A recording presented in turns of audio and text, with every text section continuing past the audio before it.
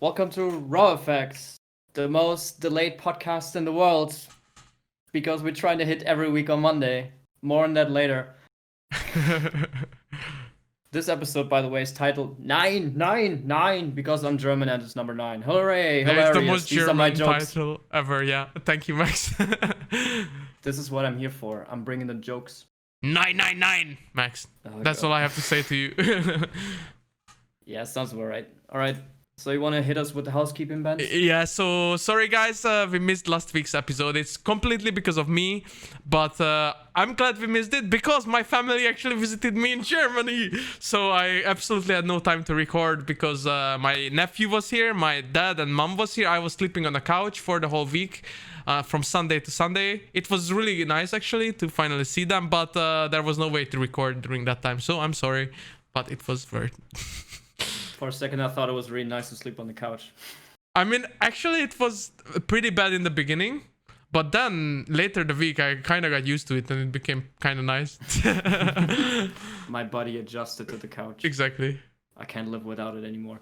By the way, guys, Raw Effect merch. Yeah, so for the audio listeners, Max is showing his t-shirt, which is our not logo but art he made of our logo, I guess, or is it our logo? I don't know, but it's our shirt and it's beautiful. It's not our logo, but the irony is that I made this before we actually started the podcast because we were talking about starting a podcast, but then I already made the art before we actually did start the podcast. And then Bence ordered the shirt and I saw it on him. And I immediately bought it myself as well because really I just cool. wanted it as well. And by the way, Max, you're like going out of the frame. They're going more back. Thank you. Beautiful. I'm too chill. My god, to be fair though, it is so warm in Germany. And my room doesn't have like any, like the wind isn't blowing through. It's like all just still, like... Same. You know, I actually streamed on this week Tuesday, which was like 3 days ago. It's Friday right now. And I just couldn't stream more than 2 hours. It was 35 degrees with all the lights on me and the two PCs, because I use two PCs. Like I'm between two PCs, which are like 80, 90 degrees. Then all the lights, I was like, okay, guys, I can't. I was like sweating. It was so bad. I can't stream now, so great. Disgusting. I know. Yeah, that sounds about right. No, I feel you, man. I was kind of like... I'm so happy we're doing home office. Well, to be fair, in the office there's definitely AC that would help. If but they if it work. would be... Yeah, true. If it would be as warm in the office as it is here right now, I'm very happy that I'm at home because at least I can undress to a certain degree. Yeah, I know. You know why my camera is only showing my upper half of the body? Oh my god. For all the audio listeners, thank you, whatever you believe in, that you don't watch the video. Cheers. You should watch it and try to look if there's a single frame when my camera is showing a bit more than intended. Oh my god. Max is throwing up in the background. Very nice. Oh no, I'm just like regurgitating my dinner because I didn't have enough. Cheers. See, I help you lose weight, although you don't need to, but still. No, I need to gain weight. I don't need to lose weight. Dude, look at my arms. I mean, for all the audio listeners, imagine a bone. That's about it. Yeah, my cat already got like once the bone. Although it's Do not. cats eat bones? No, that's just dogs, right? We'll probably play with the bone. Yeah, wouldn't eat it. Teasing it. All right. So you wanna know your hostess? Know your host! And we still don't have a tune, but I may be working on it. At this point, I just want you to scream "Know your host" all the time. I'm just waiting for it now. When the episode starts, I'm just counting the seconds until you start screaming it. I think everyone else is. We should put that. The only timestamp we should put in the thing is the "Know your host" song. Yeah, that'll be very useful. Question 1, and then right before 2 seconds is Know your host. Exactly. Jingle. Okay. All right. Yeah, so You wanna start? Yeah, I'll start. Okay, so it's a weird question, Max. Oh god. If you could choose to live in any universes from any games, series, or whatever, which one would you choose and why? Oh my god, that's such a hard question. Right? I want to tend towards BioShock because at some point Rapture was actually really cool and you could like basically change your entire body and have like lightning come out of your hands and all kinds of crap. That sounds very scary to live in. Yeah, I mean towards the end for sure. No spoil. Yeah, I mean whatever. Uh, man, that's such a hard question. Yeah, I was See, the actually thing is thinking as of well, this like question for about example, if random. you pick something like Uncharted, right? Like you're not hanging out with Nate. You just like. Well, that's just the normal world, basically. Yeah, exactly. Yeah. So you also kind of need to keep that in mind. So you need to pick something that changes the entire world. Oh my god. Well, you could be a Jedi or a wizard or an X-Man, you know, like. I don't want to be an X. Or at least live in that world, you know.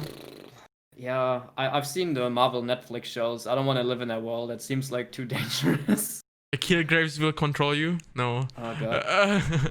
All right. Let's do one limiter, right? In which if you pick that world, at least you're in some regard like intertwined with the people in the game, right? Yeah, sure. All right. Makes sense. So fuck it. I'm gonna go with Control just because I played it recently and the world seems super cool. I want to work in the Federal Bureau of Control. So you want to be a FBI, Max? But like, is in Control, like, do people actually have abilities or just the main character? Only the director has abilities directly. But basically, like, the Federal Bureau of Control is there to investigate AWEs, which are altered world events, in which something out of another dimension or something bleeds into our reality and infects, like, everyday mundane items or something. Like, I don't know, this penguin here suddenly starts to levitate and makes everything around me levitate and then murders the entire city or some nonsense.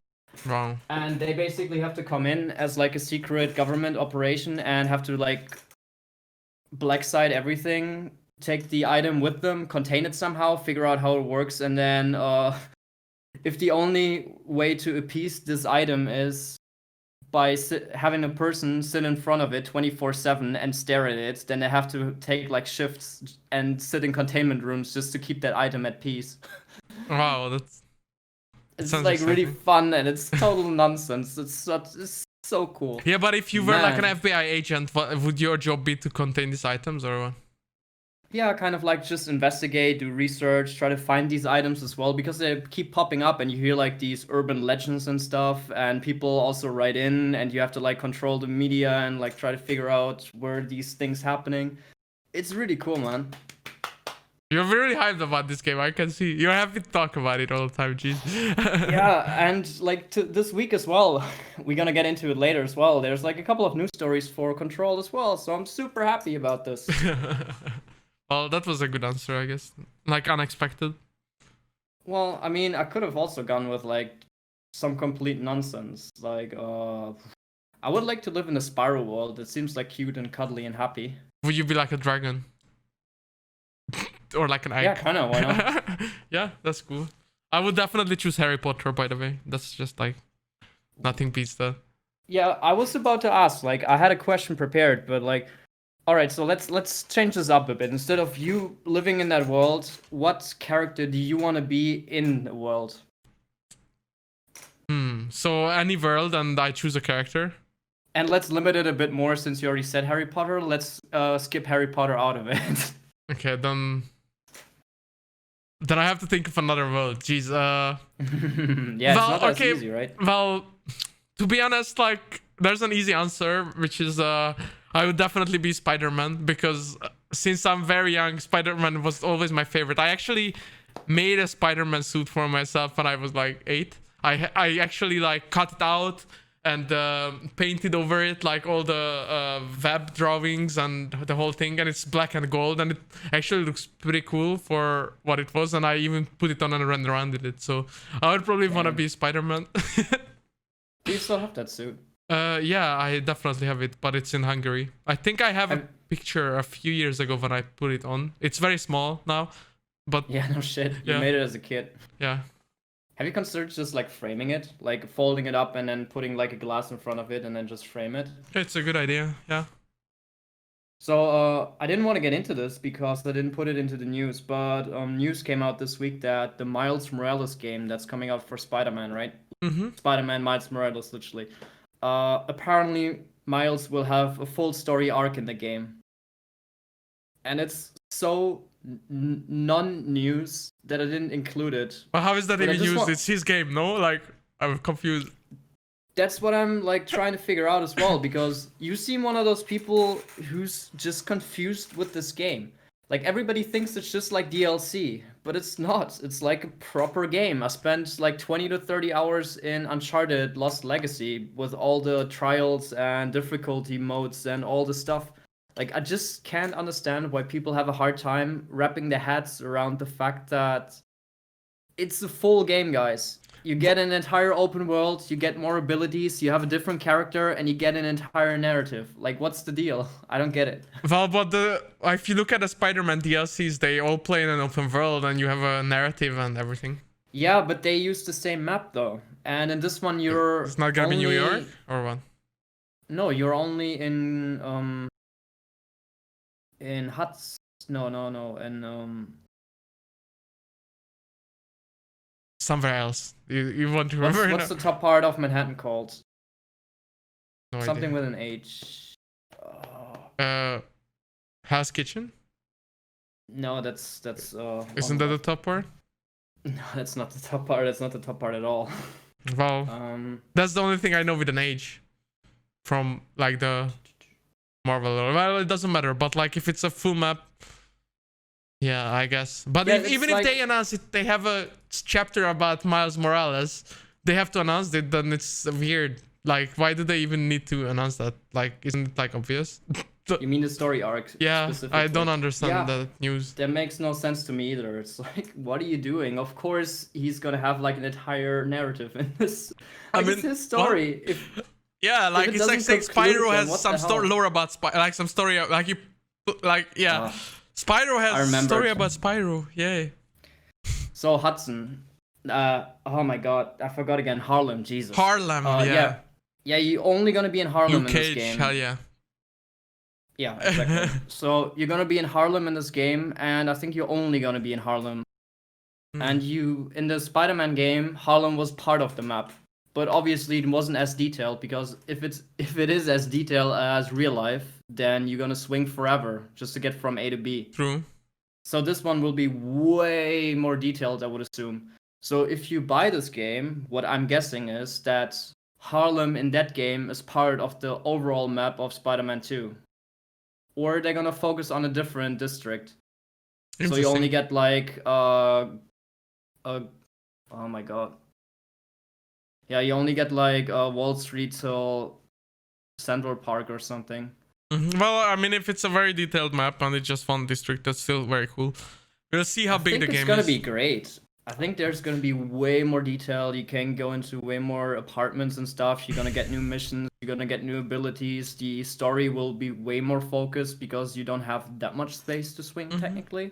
Yeah, I have no doubt about that. The game is gonna be really good. It's just it's not. I think we just have to see more. I think people just can't wrap their heads around that it's not just DLC. That's what I'm getting, because otherwise we wouldn't be having these stupid stories. Like, of course he's gonna have a story arc. Yeah, like, how dumb would it be if you wouldn't have? But would you think it's gonna be as big of a game as like the new Horizon Zero Dawn or whatever? Like, see, I'm that's still what people not entirely don't sure understand. if the new Horizon game is actually the sequel. Like, straight up, I don't know. I googled it actually a couple of days ago, and nobody can answer. Like, we don't have any definitive answer if it's DLC or if it's the sequel. Well, for me, that looks like a proper sequel for sure. Well, we will see anyway. I don't know. Yeah. I just find it weird, because usually you start naming your games with subtitles after the third game, like God of War or something. It just seems weird that they start already naming Horizon Forbidden West, yeah, that's the name. Because they already had Frozen Wilds and that was DLC. I think at some point it'll just get really confusing with these things. Yeah, I think it's just the bad naming again, like everyone else is doing. But it's gonna be a full game. I'm like 99% sure of that. Like, just from what they showed, like it was like a whole new area. It's very many new features, like underwater things, new creatures. It has to be a new game, like a proper. But Frozen Wilds was also a new area. You got like snow. You had new animals. You had new tribes. Yeah, I never played don't that, know. so I'm not sure. But yeah, And we'll see. the Forbidden West is actually mentioned in the original game as well. Yeah, no idea. But like it has to be a new game because it's the new console. Like they can't release a DLC for sure, unless it's the same as the Miles Morales. It's like a standalone DLC. That's what I'm thinking, because what was it? The executive of Sony said something like they have a name for these games, right? They have expandalones or something, Ah, right. Yeah. something like that. Yeah, it was exactly that. We talked about it as Yeah, well. Yeah. it would be weird if they wouldn't, like, look, if they had one of these, actually two. So Infamous Last Light was one, Uncharted Lost Legacy was one, but Lost Legacy was like a proper game. Last Light was just standalone DLC stuff. Uh, it just seems weird if they wouldn't keep going with these. Why bother giving it a special name just for one game for marketing purposes? Just seems like I think overkill. so. Like only the reason I think it's new game is because it's a new gen console. Like I had the same argument like last time we talked about it. I think it's just weird to release expansion to a last gen game rather than a new game. That's why I think Miles Morales is confusing, because it's on a different console than the previous game and it's still tied to it basically. But if Horizon Forbidden West is the same thing as Miles Morales, I mean, at least that there's it's two. it's the same argument, but Yeah. one you think it's like a real game, and the other one you think it's don't. It isn't. Yeah, exactly. They're just Is it like just my because vibe. of the wording from Sony itself, or why? Good question. I think yes. From what I've seen, it looked like a completely new game, and the other looked more like an expansion itself. So I think it's just like how I imagine it. Yeah, but I think that's also partly because Spider-Man is happening in New York. True. Well, I Like- think yeah, we will see. Let's move on. I think because we already talked so much about this topic anyway. We Fair enough. won't know. All right, so what are you playing right now? Oh, so actually, like obviously last week I couldn't play at all because everyone was here. I played a very little amount of Fortnite with my nephew. Yeah, I know. And we played Minecraft together, which was fun. I played RTX Minecraft. That was really cool with the ray tracing. It's kind of fun. And we played Fortnite. And I actually won a game alone in Fortnite. Like my whole squad died and I won alone. I was really surprised. But it's really not my cup of tea. But it's fun to play with your nephew, who is 10 years old and becoming very good at computer games in a scary level. So yeah. And one of his friends was like insane, like actual like pro player ninja level. I was stunned. Like they are 10 years old kids. What is going on? Yeah, exactly. And but other than that, I actually prepaid my World of Warcraft subscription, so maybe I'll be playing some World of Warcraft. And obviously, I will go back to Ghost of Tsushima on my PlayStation as soon as I'm on the couch. Have you tried Fall Guys? No. I know it's the big hype now, but I've seen it a bit, but I haven't tried it myself. Yeah, we're gonna talk about it in a bit as well. Yep. All right, so I played Control. I started last weekend because Bence was busy, and I thought, yeah, why not? I got some time off, might as well. I'm not going home this weekend. I got nothing better to do. Grab some drinks, hang out with some friends, and then go home and like jam some telekinesis objects into like random floating enemies. It was a good time. Great game. I think it's my favorite game this year so far. I actually wanted to Definitely ask you, there was a game, a very old game, where you also had like similar powers. I think it was an FPS game. I can't remember. It was very old and I used to play it, but I don't remember much of the game, but I remember that I liked it. Does that have something to do with time shifting and time controlling? Or... I have, I can't remember the story at all because I was pretty young, but you could like you need to have give me telekinesis, like you had like telekinesis powers and stuff like that. And I think it was an FPS. It was pretty old. How old are we talking? Like 10 plus years at least. I don't know. It could be Half-Life 2. Could be No, not Bioshock. None of those. Older or? I don't know the time exactly, but I think it would be around Half-Life 2 probably. And you had powers, and I think it was FPS. The FPS part is the tricky part because like there's a bunch of older games in which you had telekinesis as well and superpowers. Like I think it was like Second Sight or something. Hmm. Definitely Force Unleashed in which you had all the Yeah, no, Jedi no, no, it's tricks. not Star Wars. It Hmm. and yeah, I really can't remember. That's why I wanted to ask you. Maybe you know. I don't know, man.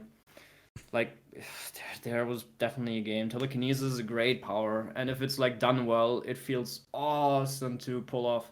Um, the closest thing I can compare the telekinesis to in this game is the axe from God of War when you like Oh, that let it sounds really fly and fun. catch it, dude. Like, all right, so basically this entire game is a tech demo, like straight up. There's so many flying objects if you like hit enemies or if you pull stuff out of walls, and it's insane. If you pull something towards you, if it hits an enemy on the way, the enemy flies to the side, the stone is affected. You take a desk, all the paper on the desk flies away.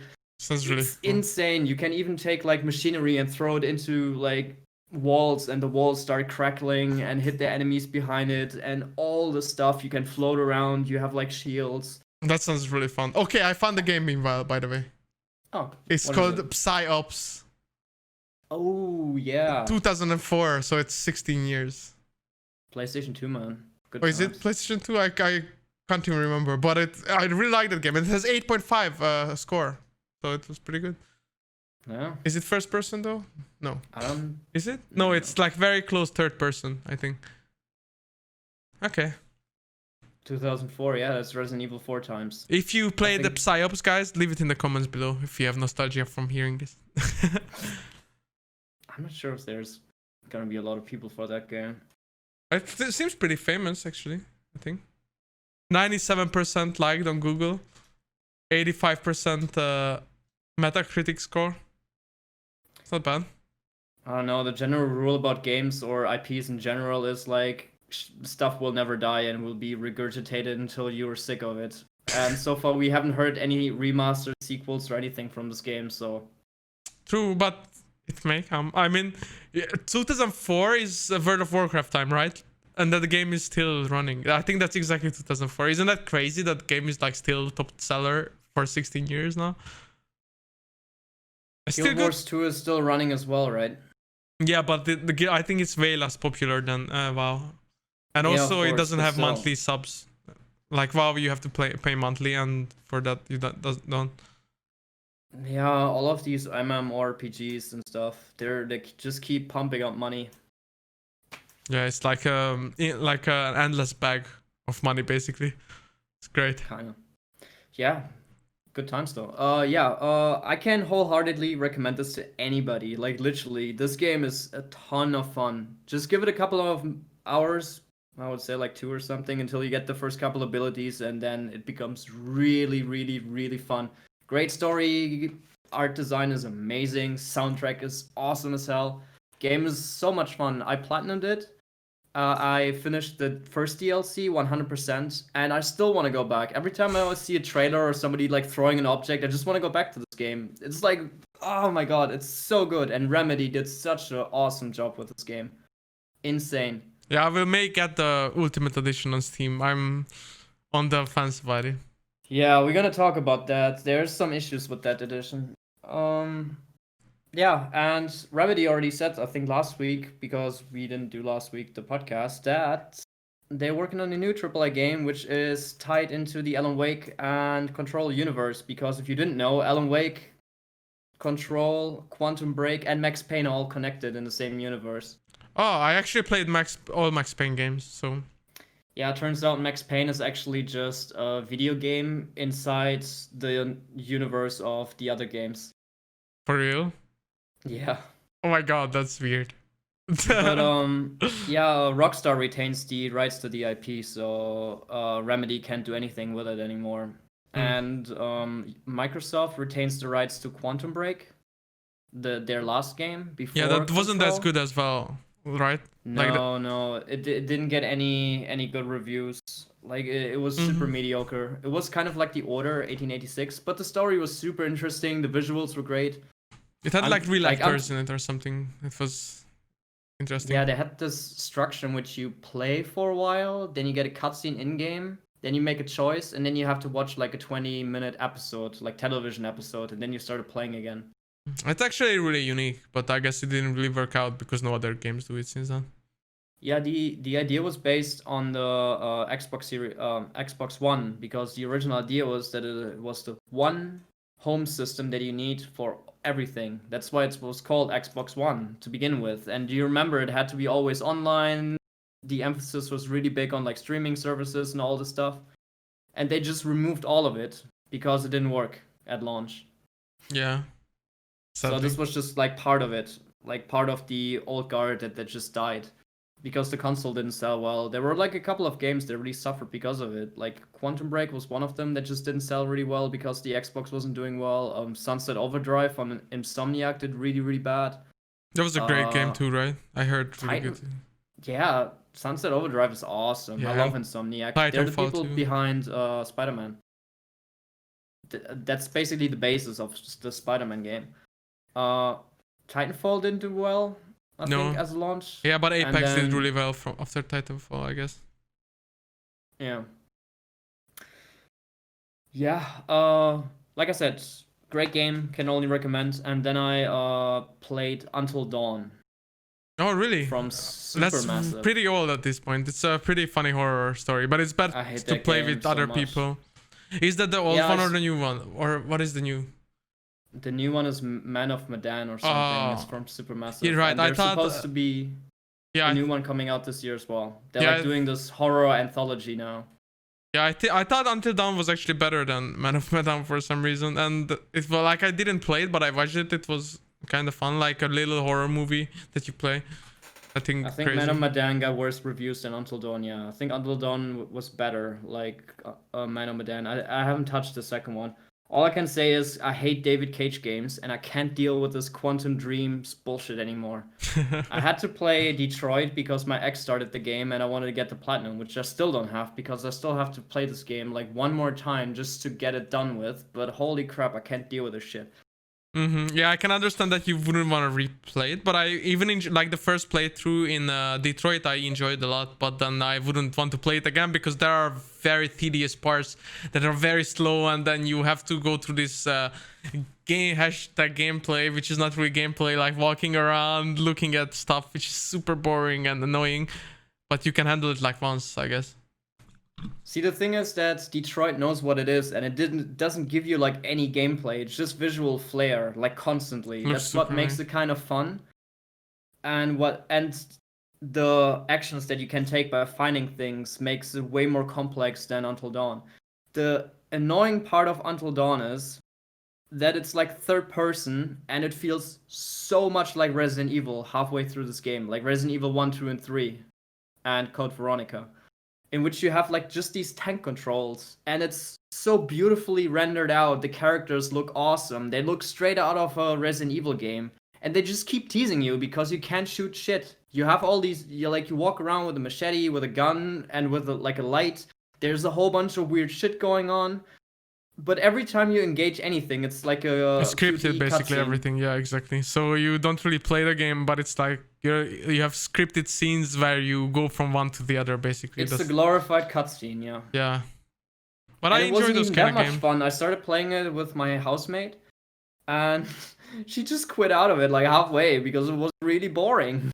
Really, I thought like it gets more interesting and more horror towards the end. And watched and turned the stick for a second. I think the first 4 episodes, and then she just gave up, and I had to play along. By the way, I killed everybody on my first run. Jeez, really? People usually try to save everyone, and you just kill everyone. Max? I tried that in the beginning, but then people kept dying, and at some point I was just like, yeah, it's not worth it anymore. And then I tried to kill everybody. There was actually a trophy in it for that. Yeah, like play as Max trophy. Let everyone die.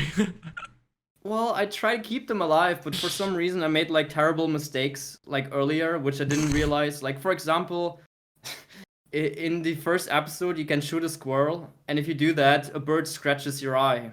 And because of that, when you like flee from somebody later on, the wound reopens, and you can't hide from that person because of it. But why would you shoot a squirrel, Max?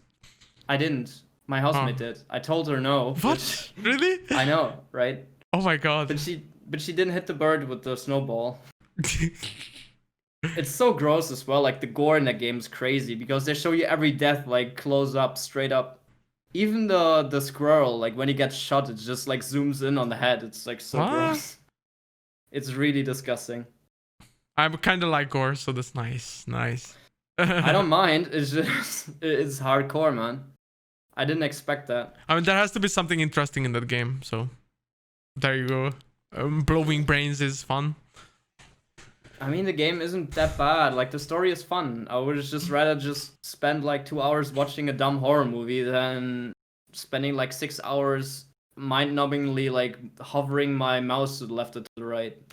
I mean, it is like watching a pretty mediocre horror movie, basically.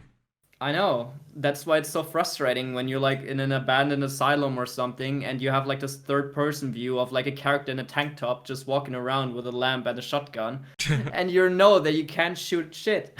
Yeah, very true. Nah, anyway, now I'm on my second run. I'm trying to save everybody and try to get the platinum and get this over with. Yeah, it's like this game is very boring, but I still replay it. Nice. So when are you gonna get to Detroit Become Human for the trophies? God. So I have 2 trophies left. I have to get killed by a specific person and this android character that gets like new models every time you die. Just needs to keep dying as many times as possible in this game. I didn't even know that because I didn't die much with anyone. I think I died once by accident with Connor. God damn it, on my Max. playthrough. You just let What? everyone die. You're just like the worst movie player. You always have to choose the good options first and do it like properly. You can't let But anyone you die. can't pick good options. Like you don't know what happens. Like for example, if you like miss a clue or something, you might die in that game. I never died, Max, so I don't know what you're talking about. You just want people to die, let's be honest here, and you just want to watch the world burn. Yeah, that's probably it. Yeah. All right, let's get into the news. News! That's the new tune. There you Yeah, I go. know. I was waiting for it, to be honest. All right, let's be going from one dumpster fire and me watching the world burn to our first news item, which is a dumpster fire and literally watching other people watch the world burn. Oh my god. All right, so Square Enix's Marvels Avengers had its beta and a whole bunch of news around it, which is all not great. All right, so let's start it with the beta. I watched a bunch of things online. I heard a bunch of critiques. I didn't play it myself because I just can't be bothered because it's It was such a free beta for everyone, or? I don't know. How do you I don't feel? even know, man. The entire game straight up looks like a cash grab to me. It's just a vehicle to fucking get money from people. That's it. Well, it That's is all probably, this looks to me.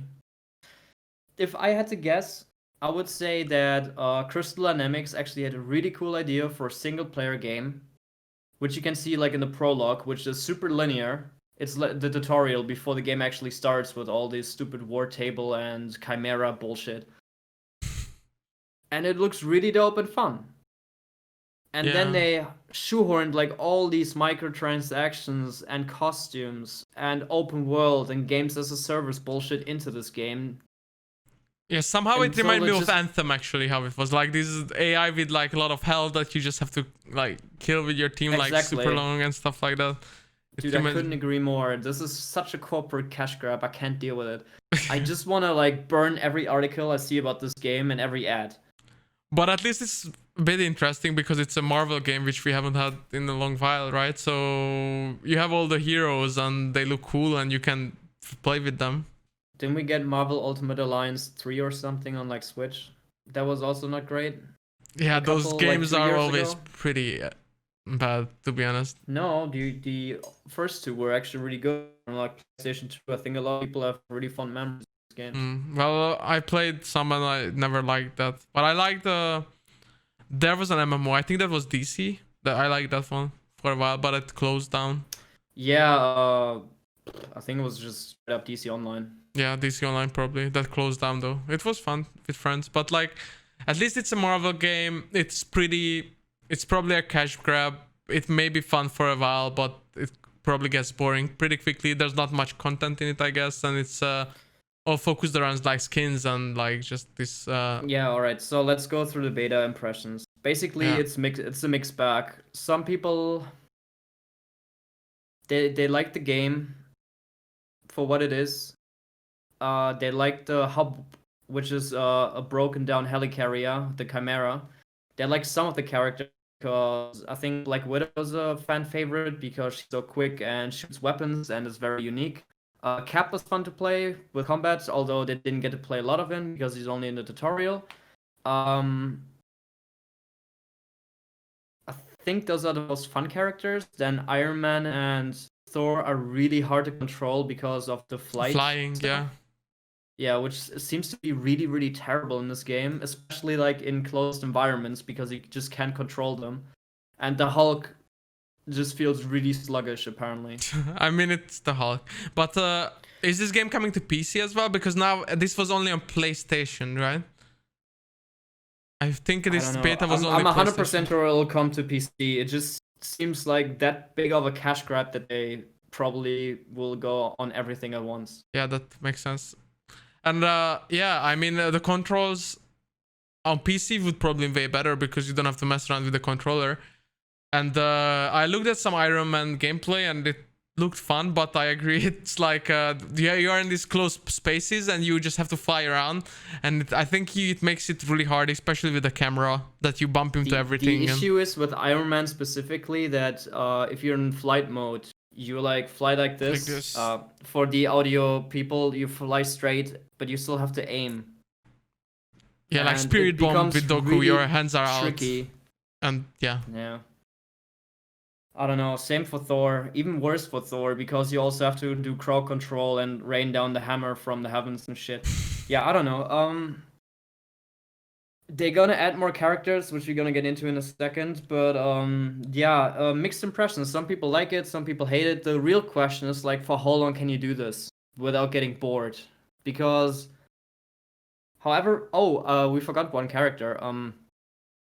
That I know. Miss Marvel. Yeah, Miss Marvel is what, like, you start with her or something. Like no, I didn't start with her. I didn't mention her because I kind of forgot. Yeah, she's actually the most fun character that I heard. Like terribly written, annoying voice actor, but the way you play with her is really great apparently. Because every time you throw a punch, the impact feels like really rewarding.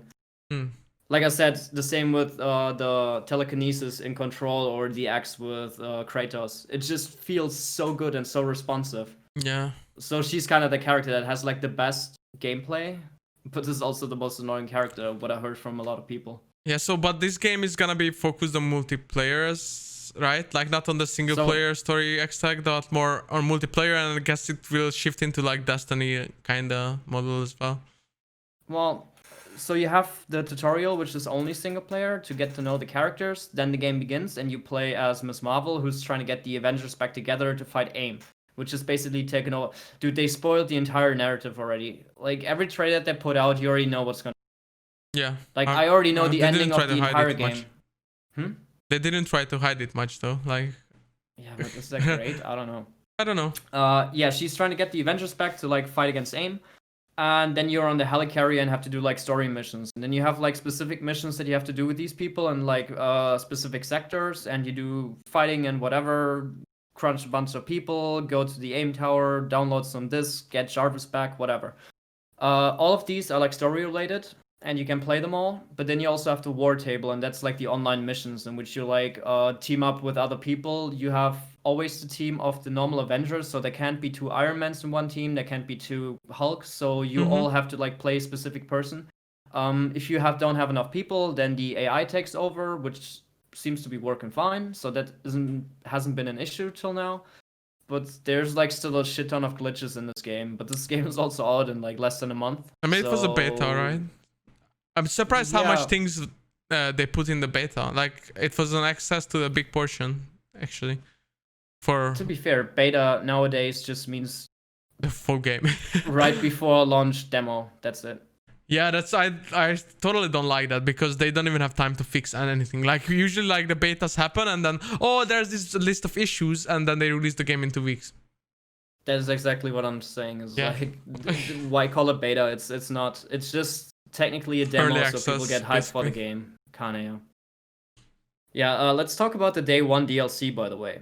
So they announced that there's gonna be more characters for this game, but only one exclusive character as far as they said it. And it's gonna be Spider-Man. And their reasoning for it is that Spider-Man and Sony have such a great history that they really wanted to put Spider-Man on Sony exclusively. Is I think what they officially said, because I read it up.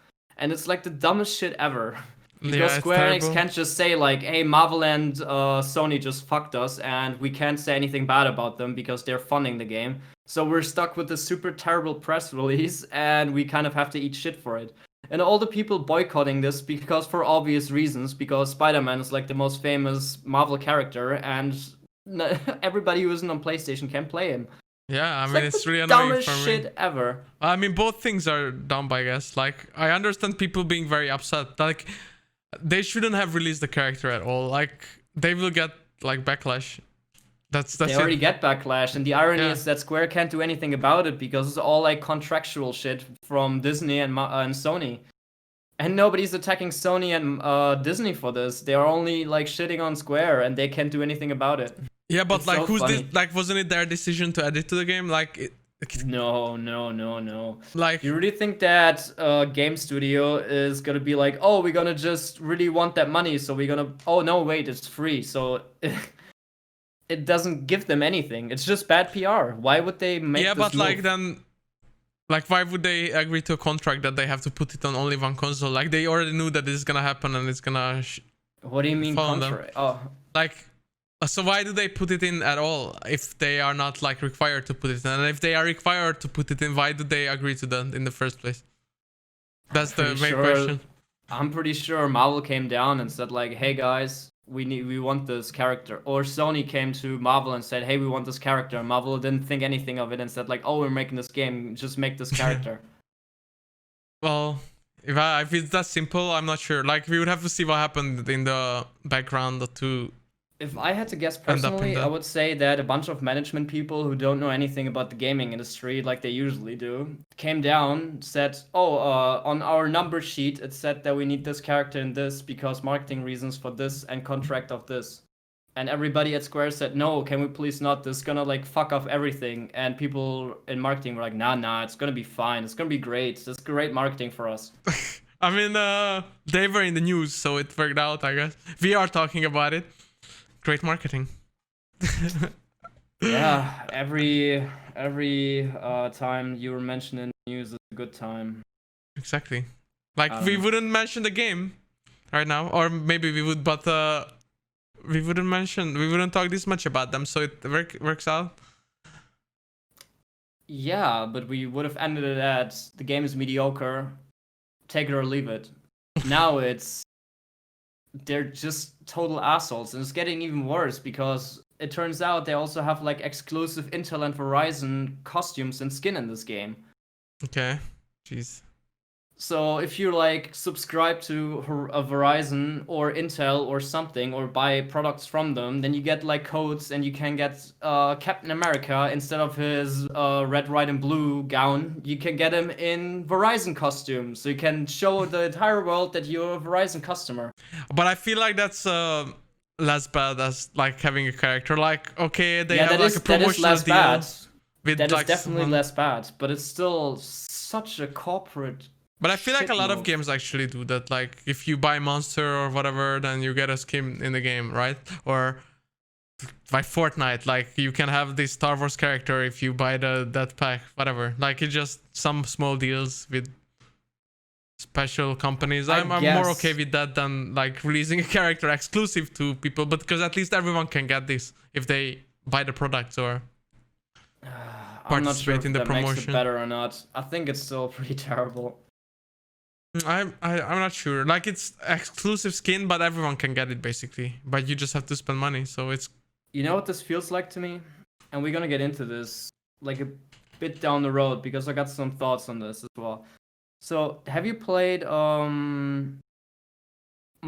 what's the Mortal Kombat? Oh, Injustice: Gods Among Us from DC. It's Well, like the beat 'em up game. Yeah, from, I played in like gaming bars, but not like myself. So like I just in Yeah, the and- bar with like playing with other people. It's fun. So the second game introduced gear as well, in which you do like fights and then you get specific like new gear items which you can deck out your like character with. And obviously in online tournaments it's just visual cosmetics and they turn off like all the benefits of these specific gear items. Mm-hmm. But it just feels exactly like that game. Like the entirety of this Marvel game feels like that. But instead of like getting these things and getting them via loot, you can like just get them from Verizon, you can get them from Intel, and they all have like special abilities, and then you can Isn't it find just some skins? loot boxes and microtransactions and all this shit. Then you just say that these were just skins. Like, if it's just skins, I'm okay with it. But if you get like abilities and like stuff like that, that's a different story, I think. I'm pretty sure you get abilities with them, right? Well, at least you get stat boosts. I don't think if you get abilities because you have like an ability tree. Okay, how I imagine that it's like a Spider-Man costume, but like in Intel colors, whatever, and that's it. But like you don't get like better, like not pay to win. I don't like pay to win, so. But you don't compete with anybody. You can't fight the Avengers. Yeah, I mean, but you are playing Like, you with only others. fight- Like, even if you are stronger than your partner, then they are like that's still you're better than others, right? And what if they add PvP? They could easily add PvP to this game, I think. I don't know. Like It fighting just as seems heroes like against such each a other. train wreck to me. If I had any game I wanted to stay as far away from as possible this year, I think it would be this. I think I would rather play Fortnite than this game because I feel like Fortnite is even more obvious and more honest in what they're actually doing. I mean, it's free to play, so yes. Well, talking of Alright. Fortnite. Speaking of Fortnite, so number 2. Fortnite is not on the App Store and not the Google Play Store anymore. Banned. Goodbye, Fortnite. They made an oopsie, I guess. No, that was very, very intentional. True. They're literally like broke the rules of service of Apple intentionally because it must have been intentional. And they knew 100% that they're gonna get removed from the App Store because they had their entire what is it, the 1984 ad that Apple did back in the day where they're like throwing the hammer. They had that completely animated and are ready to release the second I got banned. So this was completely calculated. And the irony is that nobody's winning. Like, it's such a dumb bullshit thing. But why did they exactly do this? Like, why Alright, would they so- do that? Alright. Apple takes 30% of everything being sold on the App Store. That includes microtransactions. So for every V-Bucks or whatever you buy from Fortnite, they have to give 30% of that to Apple. Which is a lot, right? It's like Steam, basically, with every game.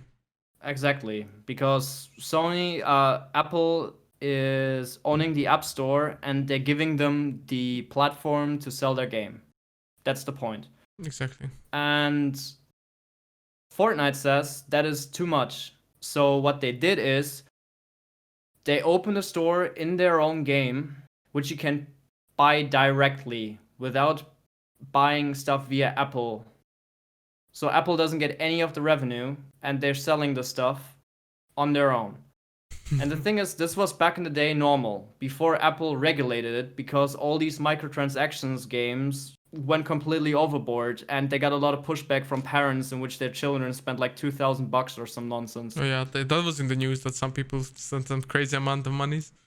Exactly. So Fortnite knew what they were doing, and now their entire campaign is, so they mimicked this video in their own style that Apple did back in the day when they were basically saying that IBM and all these huge corporations have a monopole on the personal computer and we need a revolution to get out of the trot and get more personal computers in different houses and just like blah blah revolution. Yeah.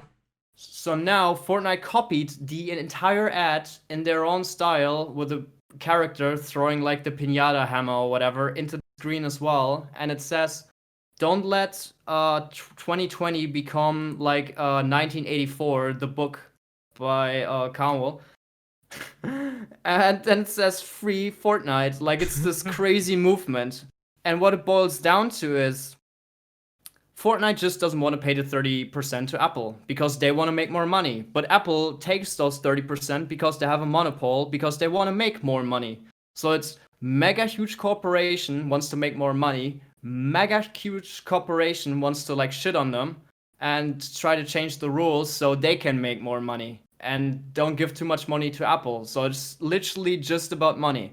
And the shitty thing that Epic is doing is they knew what they were doing because they knew that they gonna get banned. They already had the ad prepared. They had everything ready. Like we're just waiting to get banned because they have an entire marketing campaign behind this. And what they're doing is they rally up their own audience to fight their fight so they get more money. But nobody, like we. So it's very clever for Fortnite, basically. Because they make Apple look like an asshole. Yeah, of course. Like straight up like an asshole because they took Fortnite away. Yeah, because I mean, of them we clever. can play Fortnite on our phone. But at the same time, Epic is just orchestrating this to earn more money. And the consumer is getting nothing out of it. Well, if like they basically say that, they could do that they go on the Epic Store for like, let's say 10%, and then they give a 20% discount to everyone, and then they still earn 10% more money, and everyone is happier. So the thing is, they reduced the price of the V-Bucks in-game. Like Fortnite did. Yeah. Yeah, but this is literally what they're saying. It's like, oh, we reduced the price of V-Bucks in the game. Well, so Apple is the bad guy. Well, it's clever. Like, it's true, isn't it? Like, if they sell it for 20% less... It is such a dick move as well. Well, I think both of them are assholes. Like, at the end of the day, like, big corporation makes more money than we'll ever see in our lives, and it's gonna, like, get... What is it? Like, Apple is the first $2 trillion company in the history of the world now, or some bullshit? It is, yeah, indeed. Yeah, great. Hooray. And Fortnite is shuffling more money than anybody else in the fucking gaming industry. Like, it's just greed, straight up. But at the same time... And the only people who are losing currently are the consumers because they can't play their Fortnite game on their phones. And that's only because Fortnite knew that they're gonna get banned just to change the fucking rules of Apple so they can get more money. But at the same time, I can kind of understand them, because if you look at the Epic Game Store, they also don't take that big of percentage from any other games. That's why many game companies even go there. They even pay them to be there, right? And it's the opposition to Steam, which is also taking 30%. And Epic is the exact opponent to that. So I guess they just don't want to agree with that philosophy, which Apple is also doing exactly like Steam. So they just go against that. That makes kind of sense to me. Then they should have opened their own stupid platform. Well, they have that as well, but I guess not on phone, because they would have to go through Apple to have it, to have their platform. They would have to go through Apple, right, to get it there. Yeah. So I guess it's that. But they have the same issue mentality. with Google as well, though, because it's off the Google Play Store as well. So really, so it's also in the Google rules? and Apple have both removed this game because it's been breaching the contracts on both platforms, because you can't sell shit on your own game, because that's bad consumer practice. Yeah, I guess. Yeah, I understand that. Like, they deserve to get banned, obviously, and it would make no sense if they are the only game not paying that much, because they have already a shit ton of money, and how much do they lose actually here? Like, not much. But if they could revolutionize the whole phone market and just having less cut to the companies, that would be better for every single developer, though. And maybe for the consumer in the end, if they also get games for cheaper, like in the Epic Game Store. That's their marketing, yeah. But at the end of the day, they just want more money. That's their perspective specifically. Well, yeah, I'm not sure. And everything bad that's happening right now is just because they're greedy. Yeah, but like, again, if you look at it like... Both of them are greedy. I'm not saying Apple is not greedy. Apple is greedy as shit as well. Like they could just say, oh, use our phone OS system, and they actually pay developers to put their games on their store. They would do that if that was possible, right? But it's not possible on phones. So I'm not sure if they are super greedy or just want to like have actually... I think they're just super greedy. At the end of the day, everybody just wants to make money, especially these corporate... Like, Fortnite isn't Fortnite just because they want to put out a good game that's fun for people. If they really wanted to do that, they would just cash in up front and then put new costumes and new seasons in periodically. Yeah, true. I'm just saying that it's not like super unlike them, because that has been their philosophy in general on other platforms as well. So I'm not so surprised that they would push towards this on the phone market as well. And if anything comes out of it, like if Apple says that, okay, let's get the price of smaller, like the cut smaller, then that would be better for every developer, right? So, and Fortnite cannot be the only game getting that privilege. So either it never goes back on the store or the rules change on the stores. That's the only two ways I see it. Yeah.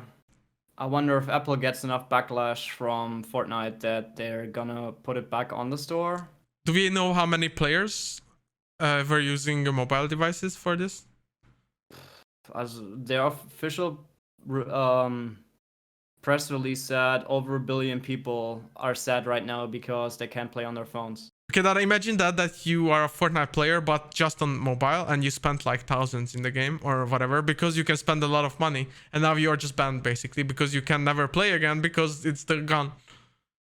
So I can even like imagine lawsuits, like who did they even sue though? Like class action lawsuits suing Fortnite or Apple, well, because they lost all their money. Fortnite is already suing Apple. See, I can imagine that. Yeah, but tricky. If you look at the timeline, you can already say like, hey, you have us banned. Well, yeah, you literally broke our contract agreement that you signed, and you had an entire marketing campaign already behind getting banned. Yeah, but we would have to see like what rules the players agree to when they buy something in a store, in a game. Do they comply with Apple's rules or Fortnite's rules? Because they could probably sue both of them, I guess, because they lost a lot of money there. They comply to Fortnite's rules. Because, that's like, tricky, for example, if you play Hunt, right, you don't agree to Steam's rules. You agree to Hunt's and Crytek's you also agree rules. to Steam's rules, like when you have the Steam app. So I think it's both. And Fortnite is not the one banning the players, but it's the platform banning the game. So it's very tricky, I think. It's probably like a super tricky legal case like that. Do you think? I think it's pretty clear cut. I mean, like, there are rules in the App from Store, the player's perspective, them, like I don't know. Yep. Like yeah, Fortnite will say, yeah, it's just super unfortunate. I guess, yeah. We will see where it goes, but we will definitely have to keep an eye on this, because I'm also curious, like, what will happen? Will Apple cave in and Google cave in to Epic Games, or will they, like, they can't just put the game back, right? So it's gonna be very curious how it exactly pans out. I think if they remove their in-game store, they can technically put the game back. Yeah, but like, would they want that? Or like, do you think they will change their store to work with the Apple Store and the Google Store? It worked before. They changed it specifically to not work with it anymore, so they can get the money behind Apple's back, so they don't have to pay the 30%. And how long has that been going on, or was it just like one day and it's insta-ban, or? I'm not sure if it was one day, but it happened definitely recently, because like the ban happened because of this. So yeah, well, it's a very interesting topic, I think, and it's funny to see these huge corporations just scamming each other, basically. Yeah, but the sad part is, like, the only person who's losing right now are the people on the phone that can't play. Yeah, imagine the poor kids crying because they can't play their game anymore, and they spent all their money and spent thousands of hours, and they just can't access it anymore. That's just so sad. You have like multi-platform save files. You can technically still play on PC and on Xbox and PlayStation and whatnot. Of course, still, but yeah, I imagine like a lot of players are phone only, right? Players. That's what I'm saying. Is like, it's great that Epic is pushing for freedom, less percent. Yeah, fuck them. Free Fortnite. Yeah, no, thanks. It's great that they're having like a noble goal in quotes, but this is completely on the back of the players, and they have to suffer for it. And they knew that they had to, because they knew they were getting banned for this. Yeah, it's like 100%. Nice. This is definitely corporate power play just to get more money. Yeah, I agree. But we'll see how it pans out, and yeah, we will report on it for sure, because it's a huge topic. Yeah. All right. So number 3. Speaking of Fortnite, have you played Fall Guys? So yeah, we mentioned it earlier a bit. I haven't actually played, but it's the #1 game on Twitch and has been for a while. Everyone is playing it right now, and it looks super fun. Actually, our one of our community managers, we met her or talked to her, Yanaka. Yeah, she was like, "Oh, have you guys tried Fall Guy? It came out yesterday. It's super great." You were there too, Max, I think. Yeah, of course. Yeah. It's like Takeshi's Castle. I mean, I don't have to explain the game. Everybody knows. Everybody's seen it, yeah. Yeah, it's what is it? It's like a Super Mario party plus Fortnite kind of thing. It's like kind of a battle royale because you're trying to like beat the other 100 components in like specific rounds towards the goal. Yeah. I think very you have clever. like you have 2 rounds in which you sort out like 50% of the players in like little cute games, and then in the end like all the rest are battling it out, kind of. Exactly. I think it's really clever and really cute, and they popped off on social media and just in general like crazy. It's insane. It's that's what I wrote down in the news as well. Is it just a new Fortnite now? Is that like the new thing that every I don't think so for some reason. Do you think that we'll see real soon a lot of games that gonna copy this model and try to do it better than Fall Guys? Yes, and I think yes, definitely, because we had that with PUBG and all these other companies like copying each other with the main battle royale, and they are still doing that. But I feel like Fall Guys is more of a shorter popularity boost. Like maybe it will be very popular for a few months, but I feel like it will fade away, and not like Fortnite that just stays there forever. I think it has to do with the longevity of the game and how they're gonna support it in the long run, right? True. Like if they earn like a shit ton of money right now, is the game free? No, it's 20 bucks, it's not. Right? That's a big difference. Yeah, exactly. So you have to buy the game. So that's gonna limit that game. And Fortnite crazy. got really successful over like the young audience. I feel like that's the main target group of Fortnite, and that's why it's still very popular. And if this game you have to pay for, that's already like a big hurdle just from that aspect. So I don't think it will be as successful as Fortnite, but it will go on for a few months, and then we will see, I guess, what they do with it. I think they just weren't expecting how big the game is going to be. I think if they would have known how big it was post-launch, I think they would have gone free to play to be. Yeah, who is the developer of this game? Because they must be really happy right now. It was like a random game that just popped up, and it went crazy everywhere in a day. It's insane. Yeah, they launched on PS Plus as well, right? As a free game. Yeah, if you have PS Plus, it is free actually. Yeah. It's the same thing that happened with Rocket League back in the day when the PS4 launched. Like Rocket League was a PS Plus game, and that helped the game like crazy because everybody was playing it, and it's still on top of the charts, and it still gets new content. I think Fall Guys is gonna stay around or stick around for a while, especially with like all these brands like KFC and other brands just trying to get in and have like costumes in there and skins and all this stuff. I think they've been too slow with Fortnite to realize how to capitalize on that game properly. So I think a lot of brands will jump on this so much sooner, and we'll see so much more ads and costumes and I think you're completely right, but I still feel like that's only gonna be like a shorter period for some reason. I think it's gonna be like 3 months or 4 months, and then it's gonna kind of fade away.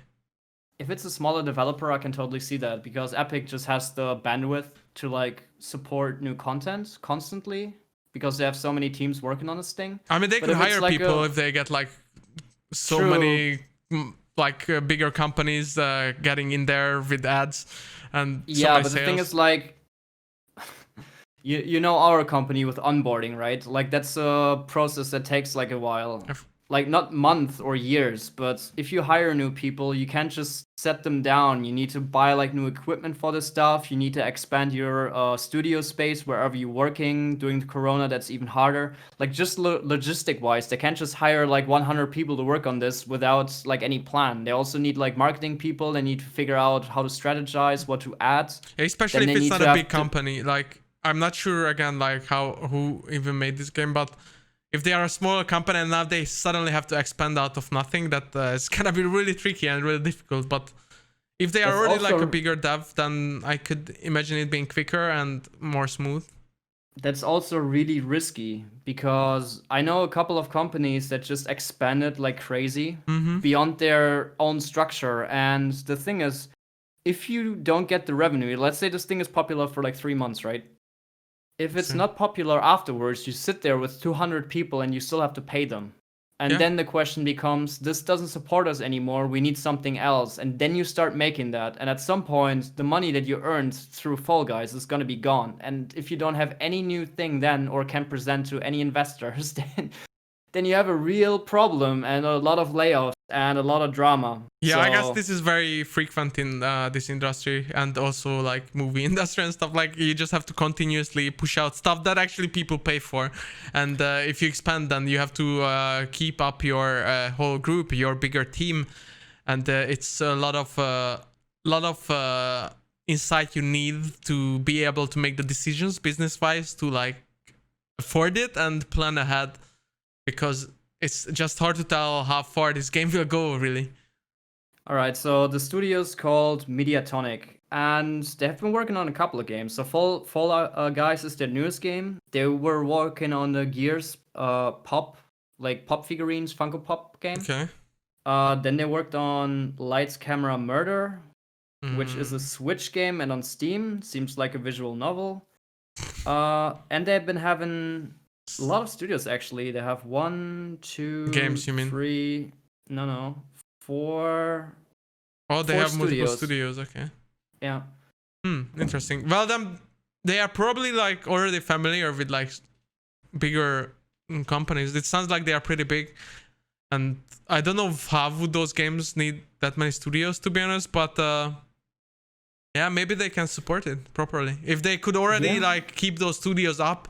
Although we don't know how many people, because it could be 2 people per studio. But if they could keep those up and they are like mid to large size, I could see this game going even better than like maybe. So, from what I've seen from the website and their style, and like they seem pretty competent, from what I want to say. Like their logo isn't great, but like their website structure seems like very thought out. All kind of.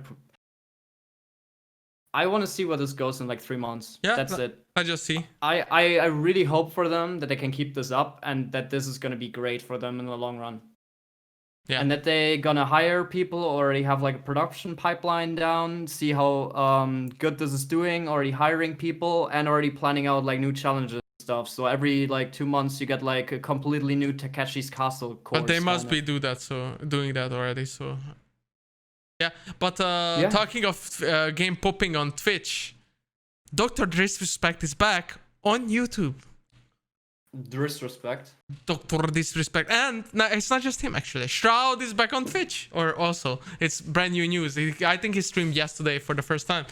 So And Ninja is back on Twitch, right? I'm not sure about Ninja.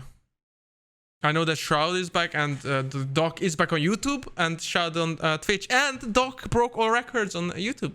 He had the most viewed stream of all right? time. Yeah, over 500,000, I think, like 550,000 or something like that. Crazy.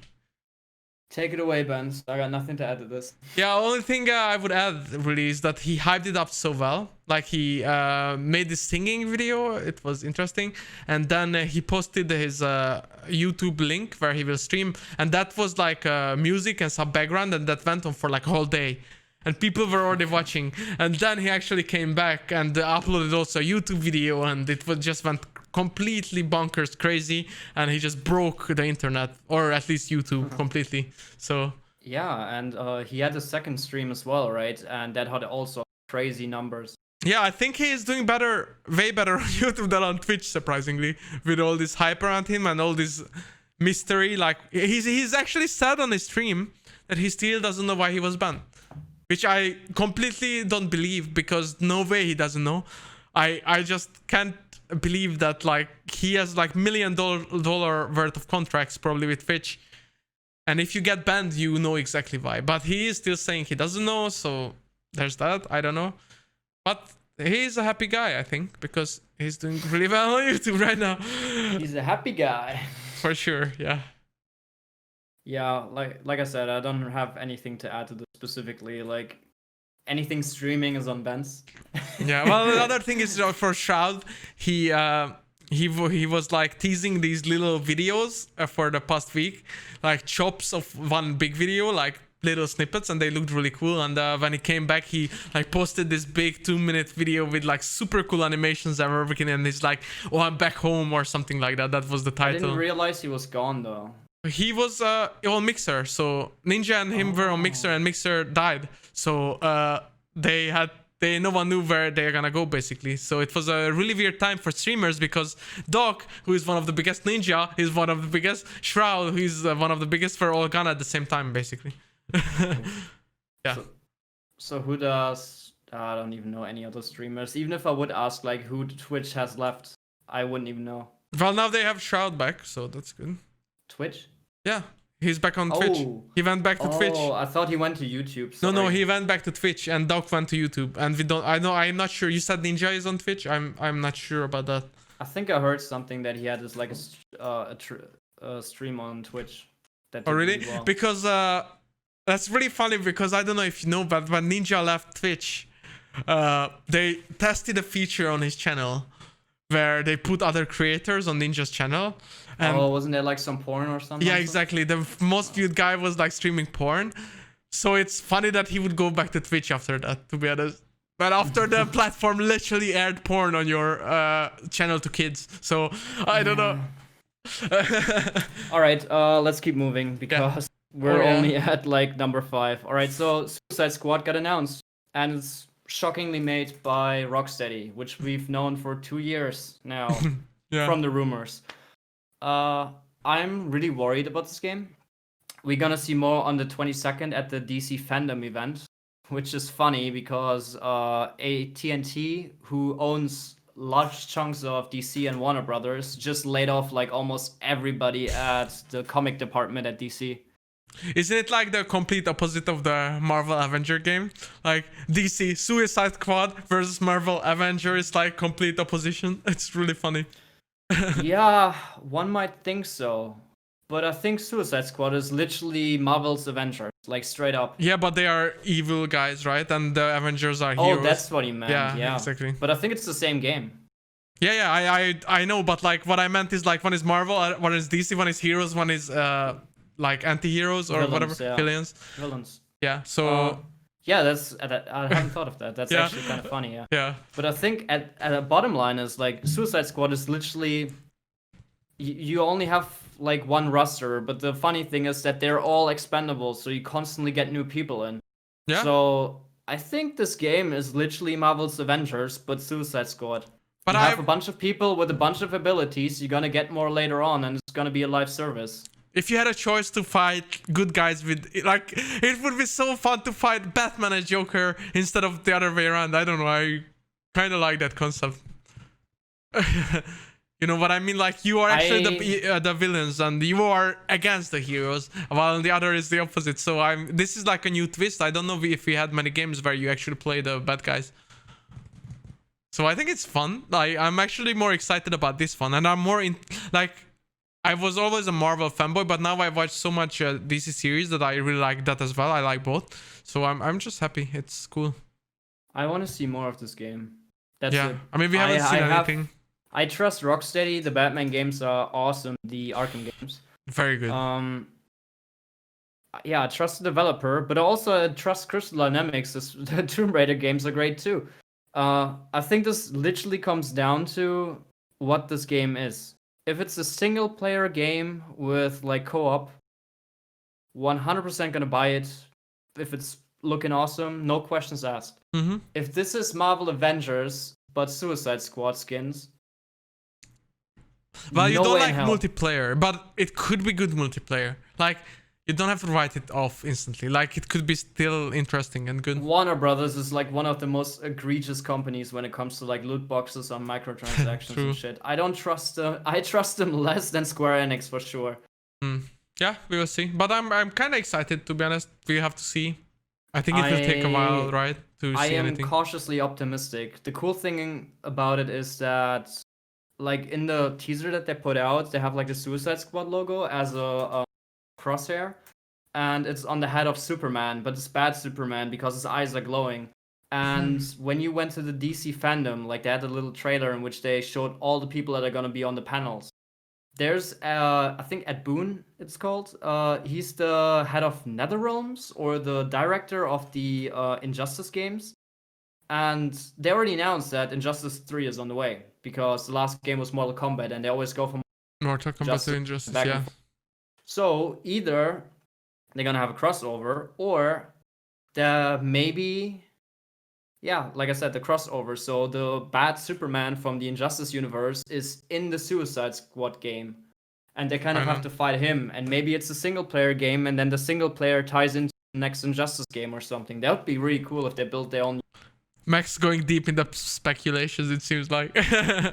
We'll see. Yeah, like I said, if they show me something really cool that I want to play second, I'm totally all in for it. But if it's just gonna be like, oh, and you can put on like 20,000 skins that you get from Verizon and all this nonsense, then I'm so done with this shit. Because, look, if I had to guess, I would say this is literally Marvel's Avengers, and I'll tell you exactly why. This game has been in production for 7 years. Like, when was the Arkham Knight coming out? That was like 2015-ish? Yeah, but that game was amazing though, so... So it's been 5 years, and this thing already has been in pre-production since, like, Batman Dark Knight, Arkham Knight released. Right. So... You can say single player sometimes takes this long. Like Ben took forever to put out Days Gone, but at the same time, I feel like Warner Brothers isn't that generous with their time. So I'm 100% sure this thing is some kind of micro live service nightmare fuel thing. Yeah, and I can be totally wrong. We're gonna see on the 22nd, but I think honestly this is just gonna be Marvel's Avengers, but villains. Yeah, that's my feeling too, but I'm still for some reason hyped for this one. I'm just like interested in the concept and how it's like more... You do realize the Joker is not in the Suicide Squad, right? Well, he is still a villain, and then like they could easily play around with him still. Like he's in the movie as well, right? If we're gonna get well he's oh, you mean the terrible movie from the live action one? Yeah, he's in the movie. He's not in the Suicide Squad. Yeah, he's not even in the squad in the movie either. I'm just saying that he's tied to them, obviously, because of Harley Quinn, right? So yeah, so you fight the Joker with the Suicide Squad. That's still fun. Fight him with Batman. No. Like Batman is a good guy, and like if you play bad guys, that's just fun. Play the Injustice games. You actually like. Because I don't really like fighting games. That's why I'm not a big fan. All right. Speaking of disappointments, number 6, Halo Infinite is delayed. I'm not surprised. Like we all seen that trailer.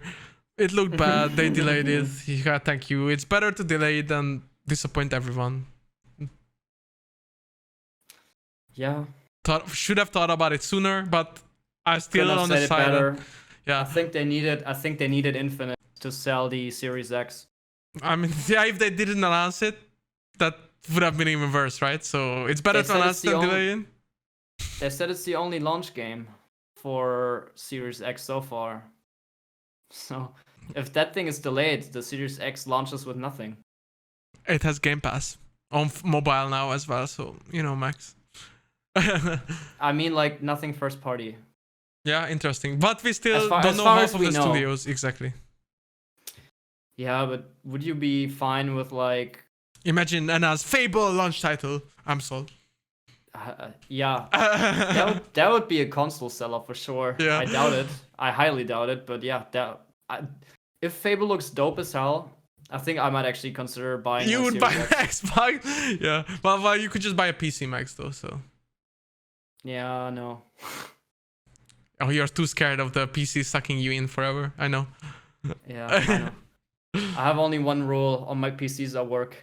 If I start gaming on my PCs, I will get nothing done. But to be honest, like, why would you get like you could still get a PlayStation and just get the Game Pass and just stream the game on your Mac. That would work the same way. Yeah, didn't you listen? I'm not gaming on my PCs or Macs or whatever because yeah, but would you like if you would buy a console? That's the same thing, right? Like Like, you would rather spend so much money on a console than just stream the game to one game. Like, you know, like you would buy a console from our game or just stream it on your PC, even though you don't want to, but like you can just finish it and it's done. It's not the first time I bought a console for one game. I bought the Wii for Legend of Zelda. And you didn't buy the Switch! Oh my god, Max! How? I bought the GameCube for Wind Waker. So you bought Zelda. I bought the Xbox for Gears 1. Yeah. So I still don't understand why you haven't played Breath of the Wild, but whatever. Let's move on because we are... Yeah, this episode is dragging forever. Yeah. Yeah, the news topics were so big. That's what I said like last week. Them because they're massive. Yeah.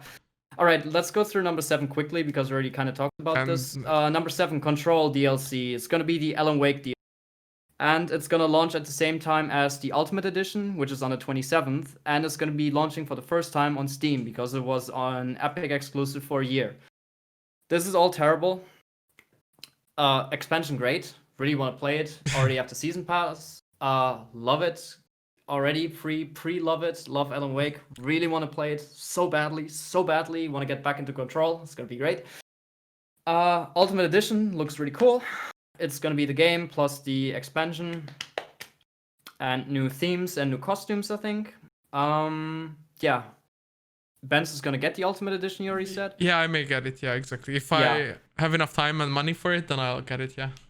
Can't recommend enough. So the problem with this is, do you remember 2 weeks ago when Xbox pleaded to developers that they need to make their games forward compatible? So if you have Cyberpunk, you're gonna get the upgrade for for Series X and PS5 for free. Yes.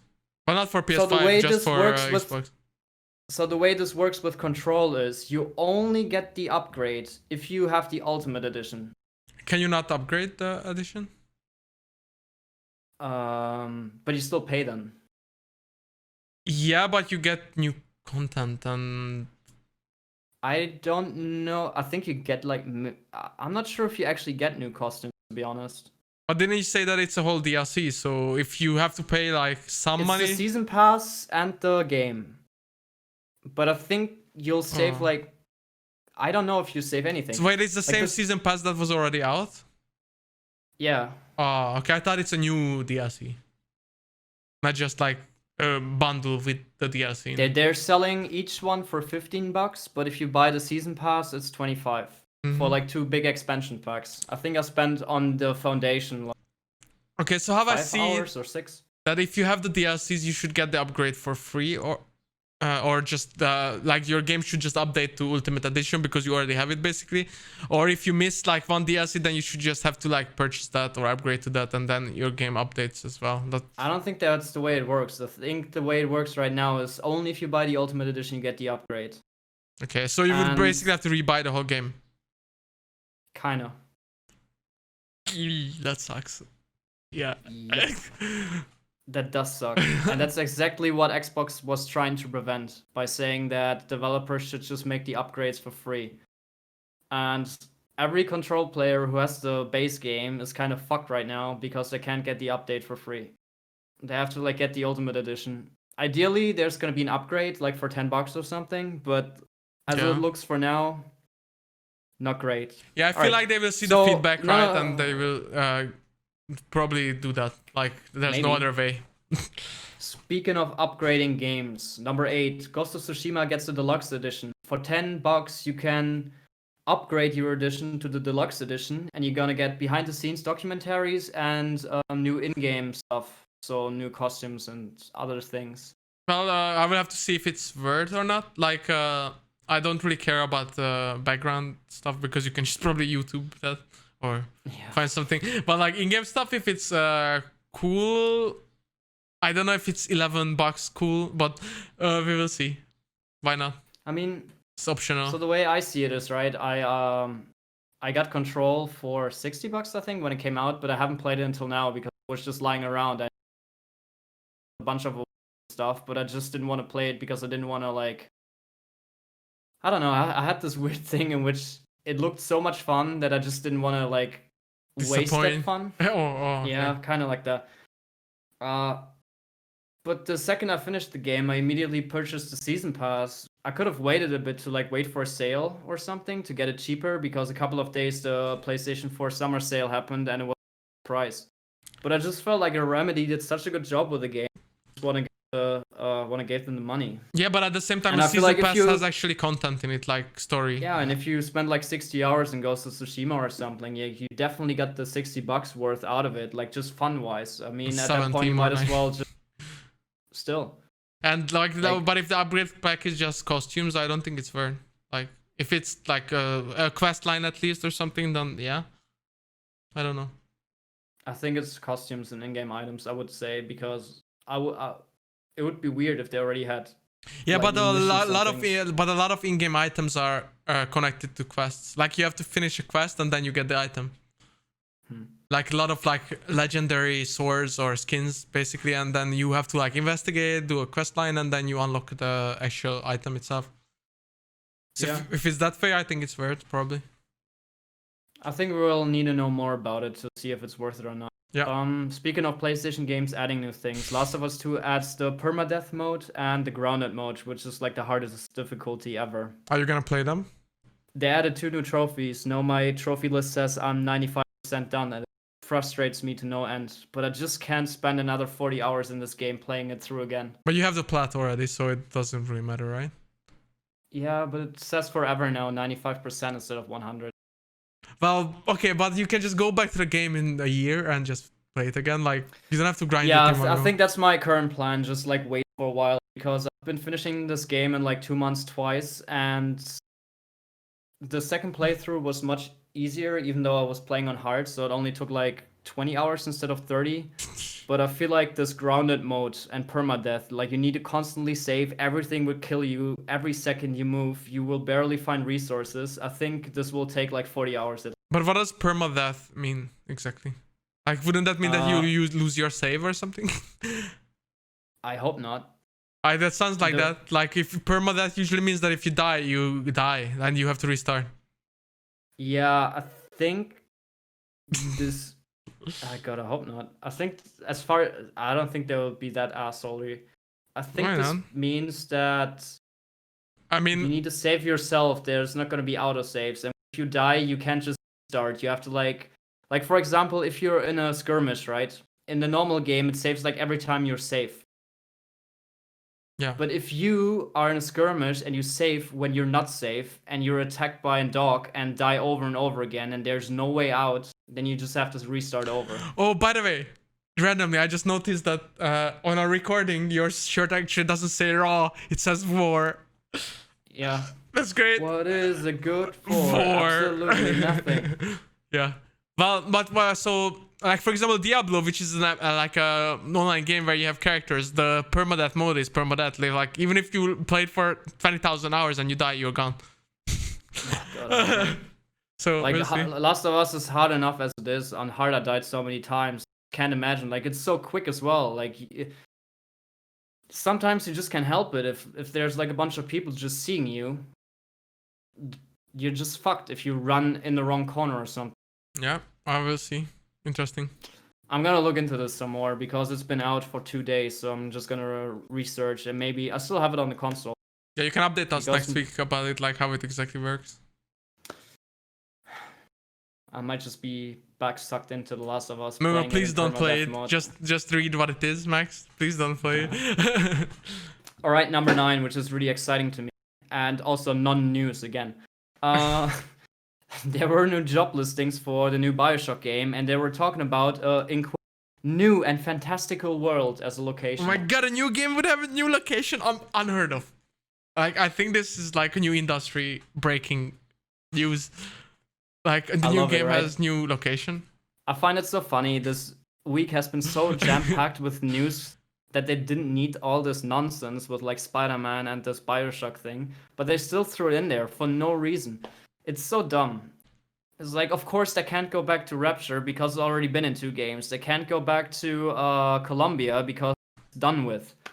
So either they reboot this and go back to Rapture, but they already said it's going to be the next BioShock game. Yeah. So it's going to be 4 or whatever subtitle they're going to give it. And there were like a bunch of leaks of this is gonna happen past 2, in which they take the inventions of Rapture and implement them in the real world, and London this nightmarescape in which you like run through London and everybody's splicing up and the entire globe is like slowly just dying straight up. It's great. Yeah, I think they scrapped that though because they've just been restarting with Cloud Chamber. I think the studio's called. I'm not shocked that they're going into a new fantastical world. Like you said, I am. It was can't obvious. believe it. Yeah. All right. So last news item. There's been leaks that the Xbox launch is gonna happen on November 6th, which is also non-news because obviously it's We gonna knew that launch it's around before that Black time. Friday. Exactly. And the most rumored Xbox Lockhart, which is the Series S, has supposedly the controller straight up just leaked that showed it because it said compatible with Windows, whatever system, Windows 9, 8, 10, whatever, Xbox One and Xbox Series X and Xbox Series S. So that's pretty obvious, isn't it? So, yeah, it's pretty much leaked. At this point, we're gonna get a Series S and Series but X. we already knew it, kinda, everyone. So I expected it to be true anyway. The leaks earlier. So Ooh, you know what I just realized? So it's gonna be the Xbox SX and the Xbox SS. That's a really unfortunate SS? name. Yeah. Really? Not Series XS? S. Oh, Xbox Series S. S? Oh, well, that doesn't sound right. That is quite unfortunate. Yeah, I'm not like they will not do that naming. Is it actually the name? 100%. They're not gonna abbreviate it themselves. Obviously, they're just gonna call it Xbox Series X, X Power, and then Series S is for small usually. Xbox, yeah. Oh well, it could be Xbox Series XS. But then it's gonna be Xbox SXX. SXX. Still better than Xbox SS. Yeah, definitely. Yeah. in the abbreviation department, yeah, for sure. They're not gonna do that themselves. They're never gonna say Xbox SX ever themselves. Of course. Okay, by the way, talking of launches, we will have the Nvidia press event on September 1, revealing the new line of graphics cards. So the whole new generation is here basically next month as well for PC gamers. Which like we are currently in a generation that's 2 years old, so it's for me it's at least as big of news as a new console launch. So just putting it out there, September 1. They have a huge marketing push right now, every day posting like old games and going back in time, and a huge countdown. So I'm excited for that as well. You want me to know what I have to add to this? Okay, actually, okay, Max, what will be the name of the new Nvidia graphics cards? Can you guess that? Aren't there like some GTX 1560 or some nonsense? Well, GTX or RTX, because depends if it's ray tracing, and it's gonna be 3060, 3070, 3080, 3080 Ti maybe, and 3090 apparently. So interesting. They went from 20 to 30 basically. Not 2180, but 30. Just so you know, Max. Ooh. Like console flaps, jeez. Like, you know, like this graphics card, like the brand new PlayStation will be like a 10 years old PC. It's great. Breath of the Wild looks better than PUBG. Yeah, but PUBG is also on consoles. So. Yeah, Breath of the Wild looks even better on PC emulated than on Switch. Breath of the Wild. Yeah. All right. So we have one last item, which was technically last week's topic because there was a PS State of Play event. And we've been going on for a while on this one because there were so many big topics. So we're just gonna burn through these. Yeah, let's just highlight a few, I think. And the ironic thing is they promoted this as a VR event, so made like for this week's cover the PlayStation VR controllers. but it was barely any there's VR. only 2 VR announcements in this thing, and one isn't even like a proper VR game. It's so dumb. Yeah. All right. Let's start out with Crash Bandicoot 4, which got like the biggest chunk of the show and pretty much is... Yeah, that's the biggest news in the whole thing, I think. They showed out the whole game basically, and it looks super fun to me. The art style is really cool. Like it is like we talked about it being similar to Ratchet and Clank of the time jumps, but I don't think it's that similar after all, and it just looks really cool. The whole graphics are upgraded so much from the last game that it looks really fun. It's obviously the same cartoonish art style, and it has a lot of replayability, which I noticed. Like if you finish the game, then you have many characters first of all to play with, many costumes which are not microtransactions, which is very cool. And after you finish the game, you can restart it in like different modes. Yeah. So, all right. So, about the art style, right? Yeah, I compared it to the remake of the trilogy, and this art style looks way more cohesive and better. It feels way more like Skylanders, which is obvious because the developer has been working on Skylanders and on Spyro. The character models look like a bit more clayish, but it just fits this game Looks so specifically. cool, I think. Yeah. Looks really good. Looks really great. Yeah, the no microtransaction thing seems to be part of the show because there wasn't the only game where they specifically mentioned that. Like a couple of games mentioned that there's gonna be no microtransactions. And I guess they are really trying to fight Xbox on that front because it seems like every Xbox game is gonna be very microtransaction heavy and live action model, and then PlayStation is trying to like punch back on that a lot. Yeah, which makes sense. Clever, yeah. On the dimensional thing, I think you're right. I think we've been overthinking this because we just saw Ratchet the week before. But I think it's like a natural evolution because Crash Bandicoot 1, you were only on one island, actually 3 islands. Crash Bandicoot 2, you were warping around the entire world. And then in 3, you were warping through the world and in time. And this one, you're going through time, the world, and dimensions. It's a pretty cool concept too, I think. It just makes sense. Yeah, it's cute as well. Like they're picking up the narrative from the 3rd game. So Dingo Dial has a diner and stuff. Oh, a Dingo Dial is a new playable character. You can either play the game completely as Crash or as Coco. They have the same moveset. The new playable characters so far are Neo Cortex with his gun and side-scrolling missions. Dingo Dial with his flamethrower and stuff, and which is basically his jetpack. Then you get 4 quantum masks, and they already revealed 3 of them. You can switch between phases, you can switch gravity, and you can do slow motion. And the 4th mask they're not gonna reveal, I hope. No, they didn't. They even said that they won't reveal it, I think. Yeah, so I hope they're gonna keep that for like the game itself, or don't put it out in the launch trailer. Yep. I hate that shit. And then you have new mechanics as well, because now you can wall run, you can rope swing, you can rail grind, and you can zip swing, which is really cool because they're completely new modern things. They modernized the whole game. It just makes sense. It's like, and it's very natural evolution as well. Like it doesn't feel like forced either.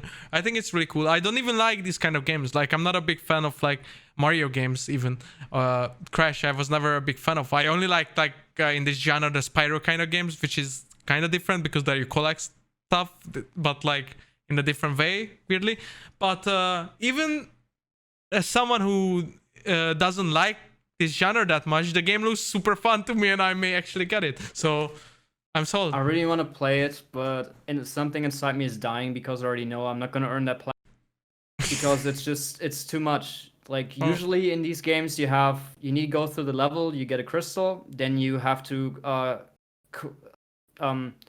collect all the boxes in the game, then you get another crystal and a gem, and if you do the mission in a specific time, then you get like a what is it, like a Egyptian cross kind of thingy with a little crystal in it. Those are like the usual 3 things that you can collect in these. But the thing is, now you need to destroy the boxes and collect the apples as well. And you have all these new tools and mechanics and different characters. So I think it's just going to be a nightmare to go through the same level like 20 times just to collect all these things. Yeah, but I feel like if you really won't play a game that you would like to play just because it may be too hard to get the trophy, that's pretty bad, Max. I know. We've been talking this since episode 1, but it just seems like such an OCD nightmare for me that I kind of don't give the game a chance, even though I do really want to play it because I'm a big Crash Bandicoot fan. Oh, but by the way, also about this game, it's coming out on PlayStation 4 pretty soon, I think, like October. Yeah. Yeah, so in 2 months, you will see like we'll see reviews pretty soon, I guess. So exciting. Yeah, I think the review should be fine. This game looks like straight up baller. Agreed. Should be fine. Yeah, I got nothing more to add. This game looks awesome. We can move like, on, straight I up. guess. Yeah. I think I saw enough of the game. At this point, I don't even want to see reviews. I think either I'm gonna get it or I don't. No, I'm sold on this about game. That's what I was saying. Even though I don't even like the genre, it was just really cool in every way, basically. So, good job, PlayStation. Yeah. All right, so next one is for you, and one of the only VR announcements.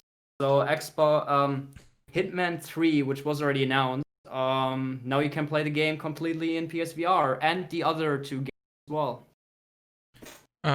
So I don't know how I feel about that. Like, do you know if that's gonna be first person in VR or have that? Yes, it's gonna be first person. The trailer in the reveal was all first person. Well, that's actually kind of fun. Even though PSVR is like the worst VR experience you could have out of anything else except phone Quest. VR. I think Quest is better. Way better. Quest is worse. Experience it's probably nicer because you don't have cables, but like graphic wise. So in VR graphics don't matter that much. It's more the controls, and like PSVR just doesn't feel as immersive. It's very different. Like I tried Vive, Rift, and Quest, and the PSVR, and Vive and Rift are by far the best. And the Quest is pretty cool because it's free, as you said. But the PSVR is compared to it doesn't feel like a real VR experience. But they have really good games on PSVR that you don't have on any other platforms. Like they have many PlayStation games in VR, which makes it very unique. Like for example, you could play Resident Evil in VR, which is just insane. So can you do that on Quest or the other? No, you can't. So you don't have those big games, no, but the games are more VR. Like, it's hard to explain when you never tried it, but... Do you think Resident Evil 8 is gonna be in VR? I mean, like PSVR, yes. Proper VR, I don't think so. Like, you have to build a game around VR to have a VR game. Unless it's a VR game, like what is it, the Half-Life game, like the proper VR game, then yes, but then it's not so fun for not VR. Alex, yeah. Then it's not so fun for non-VR players, so I would think that it won't be a VR game. But yeah, Hitman, fun game. It will be even better in VR. On. Cool. Yeah. Yeah, I mean, Braid Anniversary Edition. Did you ever play the original? Nope, so I have nothing to add. This game is like a really hardcore mindfuck and has like this really terrible ending that makes you feel like an asshole. It's a great game. Yeah, the Anniversary Edition, they basically looks really great. They redid a bunch of assets. They redrew the entire game.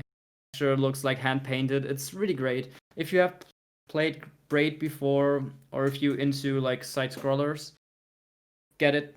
Looks really dope. Cool. Can not recommend enough, especially if you kind of want to hate yourself a little. Yeah. So the next one is Pathless.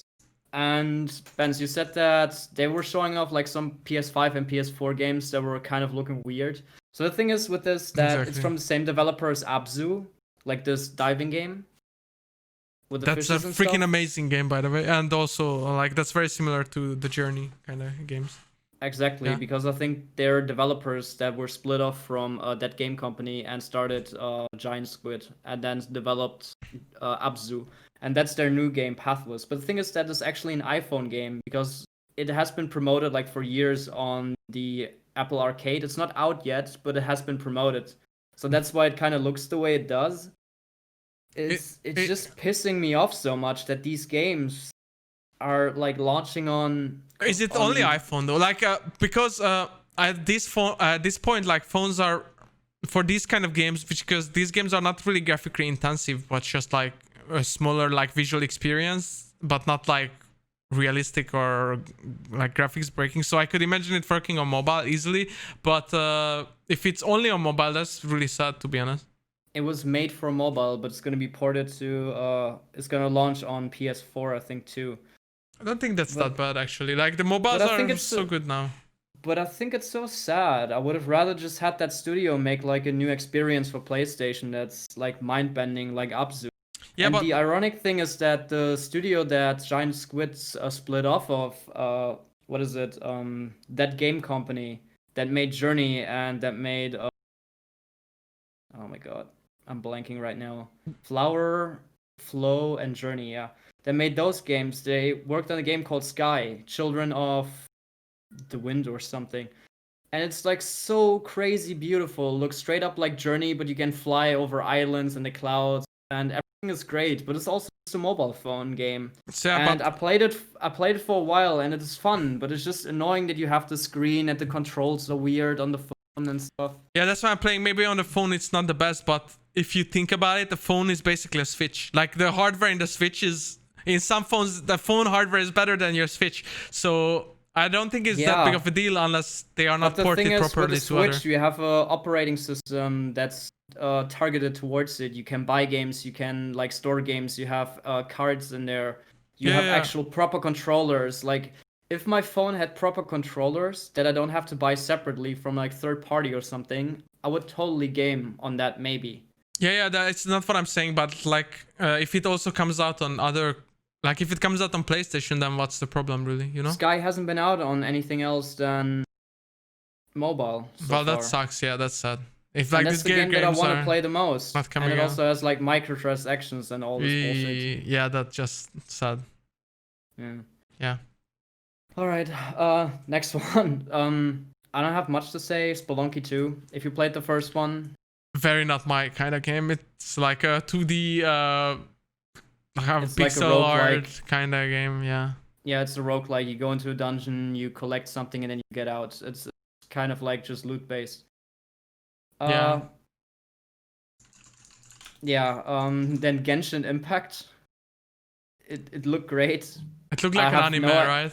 I have no idea what it is.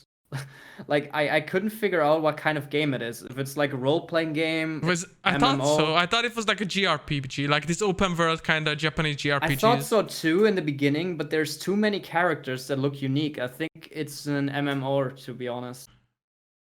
Oh, really? I have no idea. I think we just have to see more of it. I would be really happy with an MMO. But wait, I just googled the name, and it's already rated on some site, weirdly. It might be already out in China or something. And it's also said it's on Android and iOS, so there you go. Yeah. Maybe they should have renamed this State of Play to like port of mobile. Yeah, so if it's ported to phone for this kind of game, I don't think that would be as good. So I'm not so hopeful.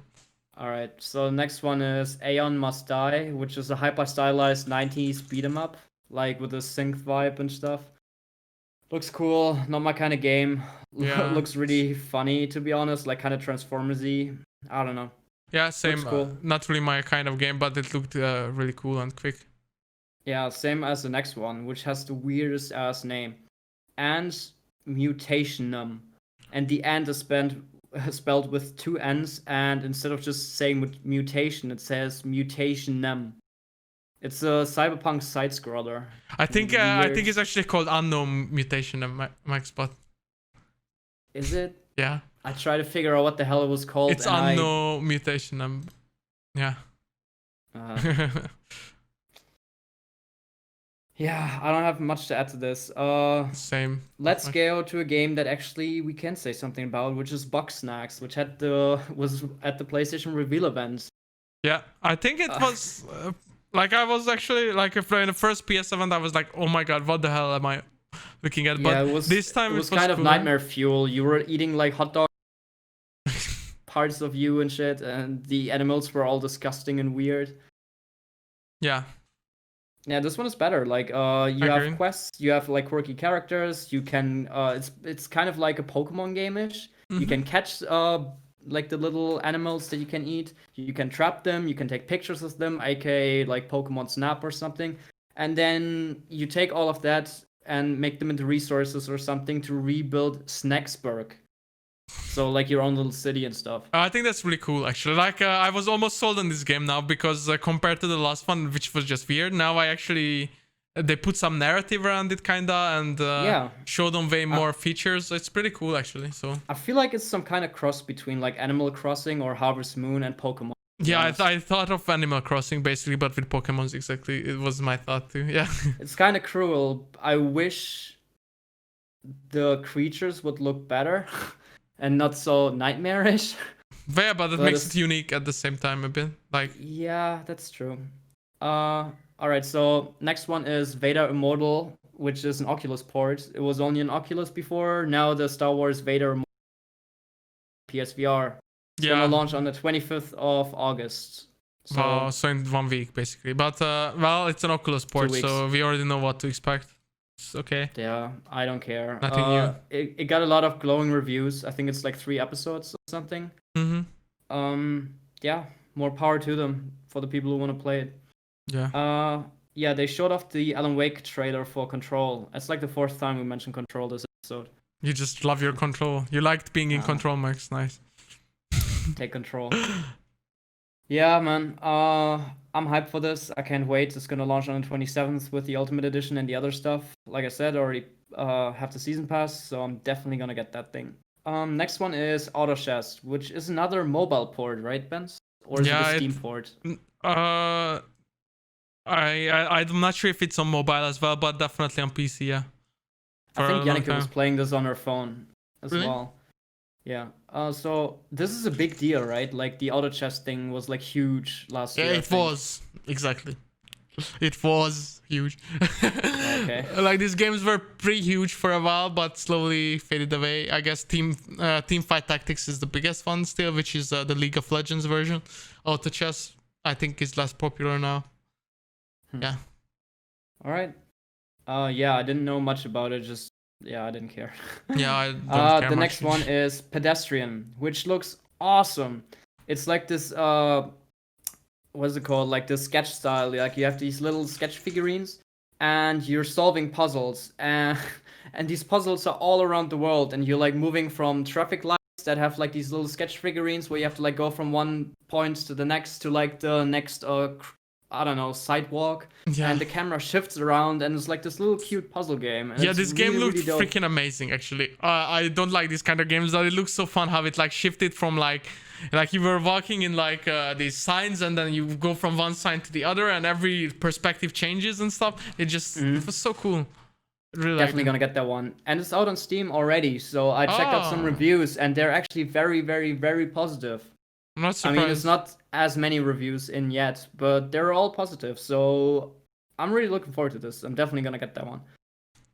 All right, so the next game is actually a PS5 game, and it seemed to be their reveal event. It's from Sumo Newcastle. So Sumo is a developer who's usually like helping out with games like God. Oh yeah. Let me let me think. I think Sumo Digital did Crackdown 3 for Microsoft, but I could be wrong. No, definitely. I think it was Sumo, yeah. So their track record isn't great, and this game looks like Thief, like the Thief games from the visual style. But Well, it's it also reminded me four- of Assassin's Creed a lot, to be honest. At least it's that like was a my four, first. yeah, it's like a 4-player co-op game. It's kind of Assassin's Creed and For Honor, right? Yeah, I guess that works too. It's Yeah, like, Hunt too, because it's like kind of dark and broody. it was very dark. It was like like the trailer, like it was only a cinematic trailer, right? And that Yeah. was very dark and like looked like assassins in this Assassin's Creed hoodie, like the typical. And then there was another character. It looked cool. I have to see gameplay to really judge it because Yeah, maybe just very similar to other games. I think the way this plays is you have like a big map and you have one treasure on it, and you kind of have to like hone in what the treasure is, and you're in teams of 4, and then you kind of have to extract it. So that's why I got Hunt vibes, Yeah. because it's kind of the same kind of idea, right? You like Very track much so. down a target, and then you kind of like get it. You Mhm. probably have to fight some enemies to like get that target, defeat them, which is gonna be the Is boss. it PvP in or quotes. PvE? I think it's both. Also, it's very much like Hunt then. Yeah, it's kind of like Hunt, exactly. Yeah. Yeah. I give 0 shits.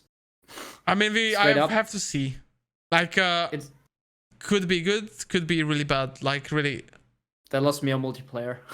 Yeah, you don't like multiplayer. Yeah. True. Yeah. It's not my game, but yeah, we have to see more. I think it could be cool. For me, it is definitely not. So the next one is literally Pokemon ripoff called Temtem. I think this thing has been out On on PC for a either long time. Switch. PC. Oh, it's PC. Yeah. Yeah, I've seen this ages ago. Yeah. It's an MMORPG, which is literally ripping off Pokemon. There were so many animals in there that straight up looked like Pokemon, and even the music, like. Yeah, I mean, of course, Crazy. it's obviously like a Pokemon clone, but I guess it's like kind of dodging the law on that one. Yeah, I don't know how, like, because it's so close to like infringing on shit. But Like, it's almost better crazy. than the new Pokemon game, I can tell you that. Oh, really? Yeah, so it's not bad, not bad. Damn. Yeah. But good it's not things, really a man. new thing because it's been out on PC for a long time now. So Is like a it year. out on PS5 or 4? I because they had like this weird slideshow thingy in which they switched from one game to another, and it said like the console underneath. But I didn't really keep track I don't of think it would be PS5 because this has been out for so long. Yeah. Can you read the next one? Yeah, the next one is actually the last one, and to be honest, when I saw this popping up on the event, I just turned it off. I didn't care. It was more Godfall, and I guess if I watched it, I would have found out they showed more of the world, I guess, and what you can do. I have no idea. So I kind of lost interest because even in the last show they had like a huge part dedicated to this, and even before that they already showed off the game. So this was the third time they are showing it off for pretty long. So yeah, I just turned it off. they were. I remembered when it started showing that they called it loot slasher, and then they literally said it that it's a loot slasher again. And I was just kind of chuckling away. Yeah, man. They revealed that their worlds are gonna be earth, water, fire, and air, like based on that, like visually, which is really cool. There's gonna be no microtransactions in there, which is also really cool because it's like a heavy loot-based game because the loot influences your playstyle, kind of like Warframe. They showed new gameplay. It looks really fluid, looks really cool. They showed a boss fight, and apparently it's gonna be PS5 and Windows exclusive. So what does that mean? So that it's not on Xbox for some reason, and I don't know why. Like, isn't Windows Xbox? Like, isn't that the same? Yeah, but can you, if you have a PC, can you stream Godfall to your console and sit on the TV or something? I mean, know. why would you? You could straight up stream from your PC to the TV, so it doesn't really matter. Yeah, but yeah, I don't know. It was just weird to me that Xbox wasn't like in the logos when they on the end slate. I don't know. It's even weird for me to separate Windows from Xbox because they are both Microsoft. So I that's just weird. I think it's just gonna be on PC. So Windows means I don't know actually. PC? I have no idea. Then why don't they just say Steam? Like, or Epic instead of Windows? That's just weird. Like, can you not? Does that mean that you can't play it Mac OS or you can't play it on Linux, only Windows? Like, why do they say the operating system? That's just odd way to. But if you look at any other game that's for next gen or for this gen, it always says PC and Xbox, so it doesn't say Windows. So Yeah, maybe that's exactly. a new thing going forward. I don't know. Interesting. You want to bring us home? Yeah, so guys, it was a long episode and we learned a lot. Thank you, Max. Check out his t-shirt. You can buy it from Max's merch store, so you know. Yeah, it says control on it, by the way. No, it says war, actually, if you watch the stream. So it's very, very friendly message. It actually says Puk Fo War Cup of Raw. Perfect. Yeah. So Max, wait, I have a question for you. What is the email address people should write to if they have questions, concerns, or any comments regarding our podcast? You're such a prick. I always forget it when I'm like reading out and when I start the I forgot it today as well. Damn it. raweffectpodcast at gmail.com. You heard it from Max himself. That's the email address you should send your question right now, and we will definitely read it out and answer you in the next episode. But you can also just leave your comments on Facebook, send in a voice message to someone, please. We would love that, you know. But until then, guys, thank you for tuning in this week, and we will be back next week, hopefully, if everything goes as planned. And the cute thing is a couple of people actually wrote in on Monday this week and asked where the fuck the episode is. Because really? you said a couple of episodes ago that we're gonna hit every month. Yeah, so those people, I answer your question. It was because of me, and we already talked about it, so I'm sorry. But, you know, we hit every Monday from now on, and we will definitely miss Oh my god, don't say that. She jinxed us immediately. I know. But now we have the episode, so unless this video is corrupted or something bad happened, you will hear us. So, but until then, guys, let's grind some coffee together and get that sweet raw. Rah! So, bye-bye. Peace out, y'all.